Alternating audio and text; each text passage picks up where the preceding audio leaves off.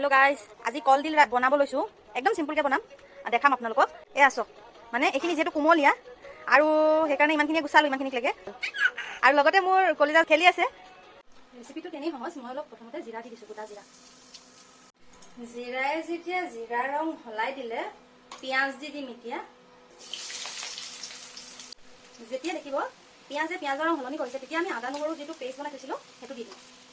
দি উঠি আমি এটো যেতিয়া লাগে আপোনাৰ ৰঙচুৱা হৈ নাযায় তেতিয়া লাগে আমি লৰাই দিম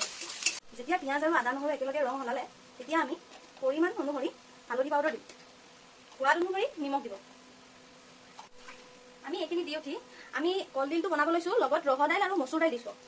মসুৰ দাইল আৰু ৰহৰ দাইল দি এটো মই আপোনাৰ আমাৰ মামী ঘৰৰ পৰা শিকিছিলো যেতিয়া আমি সৰু আছিলো তেওঁ ভাত বনাই থৈছিল স্কুলৰ পৰা তেওঁৰ ওচৰতে আমি ভাত খাইছিলো তেতিয়া এটো চব্জি খাইছিলো বহুত সোৱাদ হৈছিল দাইলটো ভালকে ভাজি উঠি এতিয়া ইয়া মই কেঁচা জলকীয়া তেলত ভজা নাই যেহেতু মোৰ ছোৱালীজনী পুৰা কাহি কাহি উঠা ল'ব নোৱাৰিব আৰু হাঁহুৰ পুতেকৰ আলু ফেভাৰেট কাৰণে আলু এড কৰিছে এইখিনি এড কৰি ধুনীয়াকৈ মিহলাই ল'ম এতিয়া মই এইখিনিতে এচামুচ আপোনাৰ জলকীয়া পাউডাৰ দি দিছোঁ অলপ জিৰা গুড়ি এইখিনি যিহেতু অলপ মজাব লাগিব মই আদা নহৰু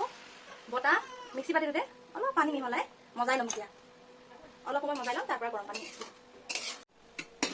এইখিনি যিহেতু মজাবলৈ এনেকৈ থৈছিলোঁ অলপ সময় এতিয়া চাওঁ এইখিনি মজোৱা হৈ গৈছে এতিয়া গৰম পানী ইয়াত দি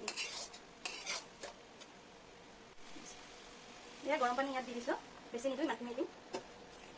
একদম কম ষ্টিমত সিজাইছোঁ দেখিছেনে খায়ো ভাল লাগে এনেকৈ কেতিয়াবা বনাই খাই হৈ গ'ল আজি আমাৰ থালি এয়াই